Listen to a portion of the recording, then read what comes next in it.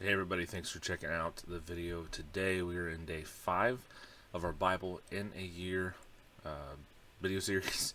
Reading out of the CSB. Today we're reading Genesis 13, 14, and 15. So we'll jump straight in. I encourage you to read along either in a physical Bible or you can pull up something else on a browser, watch what I'm doing. Comment below any thoughts like that you have, anything you want to discuss, anything like that, and yeah, we'll jump into it. So Genesis 13. Abram went up from Egypt to the Negev, he, his wife, and all he had, and Lot with him. Abram was very rich in livestock, silver, and gold. He went by stages from the Negev to Bethel, to the place between Bethel and Ai, where his tent had formerly been, to the site where he had built the altar, and Abram called on the name of the Lord there. Now Lot, who was traveling with Abram, also had flocks, herds, and tents, but the land was unable to support them as long as they stayed together, for they had so many possessions that they could not stay together. And there was quarreling between the herdsmen of Abram's livestock and the herdsmen of Lot's livestock. At that time, the Canaanites and the Perizzites were living in the land. So Abram said to Lot, "Please, let's not have quarreling between you and me, or between your herdsmen and my herdsmen. Since we are relatives, isn't the whole land before you? Separate from me. If you go to the left, I will go to the right. If you go to the right, I will go to the left." Lot looked out and saw the entire plain of Jordan, as far as Zoar, was well watered everywhere like the Lord's garden, in the land of Egypt.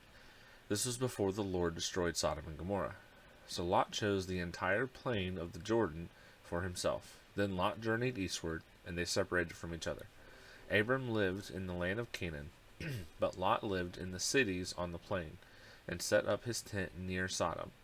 Now the men of Sodom were evil, sinning immensely against the Lord. After Lot had separated from him, the Lord said to Abram, "Look from the place where you are. Look north and south, east and west.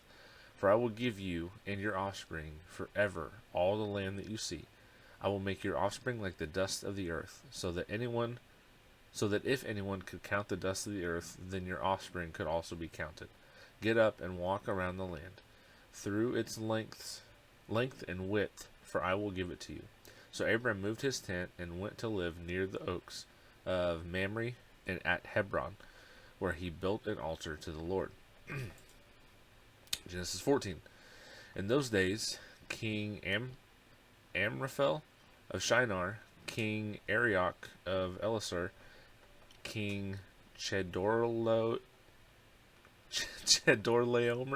of Elam, and King Tidal of Goim waged war against King Bera of Sodom, King Bersha of Gomorrah, King Shinab of Admah, and King Shemeber of Zeboim. These are terrible. As well as the king of Bela, that is Zor. All these would be much easier to say if they were just English, I'm just saying. I guess technically it is English, but no. All of these came as allies. Excuse me. All these came as allies to the Siddim Valley, that is the Dead Sea. They were subject to Chedorlaomer for 12 years, but in the 13th year they rebelled.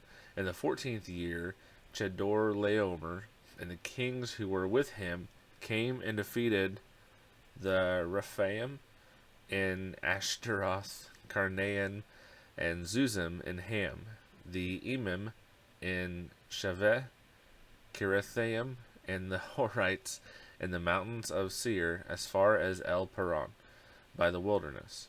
Then they came back to invade in Mishpat, that is Kadesh, and they defeated the whole territory of the Amalekites, as well as the Amorites who lived in Hazazon Tamar. Then the king of Sodom, the king of Gomorrah, the king of Admah, the king of Zeboim, the king of Bela, that is Zor, went out and lined up for battle in the Siddim Valley against King Chedorlaomer of Elam, King Tidal of Goim, King Amraphel of Shinar, and King Arioch of Elazar. 4 kings against 5. Now the Siddim Valley contained many asphalt pits, and as the kings of Sodom and Gomorrah fled, some fell into them, but the rest fled the mountains. The 4 kings took all the goods of Sodom and Gomorrah and all their food and went on. They also took Abram's nephew Lot and his possessions, for he was living in Sodom, and they went on. One of the survivors came and told Abram the Hebrew, who lived near the oaks belonging to Mamre the Amorite, the brother of Ishmael and the brother of Aner. They were bound by a treaty with Abram. When Abram heard that his relative had been taken prisoner, he assembled his 318 trained men born in his household, and they went in pursuit as far as Dan. And he and his servants deployed against them by night, defeated them, and pursued them as far as Hobah, to the north of Damascus. He brought back all the goods, and also his relative Lot and his goods, as well as the women and the other people. After Abram returned from defeating Chedorlaomer and the kings who were with him, the king of Sodom went out to meet him in the Shaveh Valley. This is the King's Valley. Melchizedek, king of Salem, brought out bread and wine. He was a priest to God Most High. He blessed him and said, Abram is blessed by God Most High, creator of heaven and earth, and blessed be God Most High, who has handed over your enemies to you. And Abram gave him a tenth of everything. Then the king of Sodom said to Abram, Give me the people, but take the possessions for yourself. But Abram said to the king of Sodom, I have raised my hand in an oath to the Lord, God Most High, creator of heaven and earth, that I will not take a thread or sandal strap or anything that belongs to you, so you can never say, I made Abram rich. I will take nothing except what the servants have eaten, but as for the share of the men who came with me, Aner, Eshol, and Mamre, they can take their share. Chapter 15. After these events, the word of the Lord came to Abram in a vision. Do not be afraid, Abram. I am your shield. Your reward will be very great. But Abram said, Lord God, what can you give me, since I am childless, and the heir of my house is Eliezer of Damascus? Abram continued, Look, you have given me no offspring, so a slave born in my house will be my heir. Now the word of the Lord came to him, This one will not be your heir. Instead, one who comes from your own body will be your heir. He took him outside and said, Look at the sky and count the stars. If you are able to count them, then he said to him, Your offspring will be that numerous. Abram believed the Lord, and he credited it to him as righteousness. He also said to him, I am the Lord who brought you from Ur of the Chaldeans, and to give you this land to possess. But he said, Lord God, how can I know that I will possess it? He said to him, Bring me a 3-year-old cow, a 3-year-old female goat, a 3-year-old ram, a turtle dove, and a young pigeon. So he brought all these to him, cut them in half, and laid the pieces opposite each other. But he did not cut the birds in half. Birds of prey came down on the carcasses, but Abram drove them away. As the sun was setting, a deep sleep came over Abram, and suddenly great terror and darkness descended on him. Then the Lord said to Abram, Know this for certain, your offspring will be resident aliens for 400 years, in a land that does not belong to them, and will be enslaved and oppressed. However, I will judge the nation they serve, and afterward they will go out with many possessions. But you will go to your ancestors in peace, and be buried at a good old age. In the 4th generation they will return here, for the iniquity of the Amorites has not yet reached its full measure.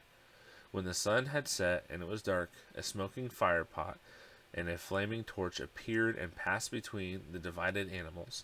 On that day the Lord made a covenant with Abram, saying, I give this land to your offspring, from the brook of Egypt to the great river, the Euphrates River, the land of the Kenites, Kenizzites, Cadmonites, Hethites, Perizzites, Rephaim, Amorites, Canaanites, Girgashites, and Jebusites. The end, at least, of that section of reading. So, comment below. What do you think the significance of some of this was? I know my book that I wrote previously, How to Fail, talked about Lot and the significance I think there is that he chose where he did, and then he ended up being camped inside of Sodom. So, interesting stuff. Genesis is a good book. But make sure you like, subscribe, all that fun stuff. Share the podcasts with people you know. Word of mouth is the best way that these spread. If you've been blessed by this, you think this would bless other people, please pass it on and let them see. Let them watch. And anybody has anything to say, comment below. I'll try to interact as much as I can. My goal is to maybe get some conversations going every single day in there.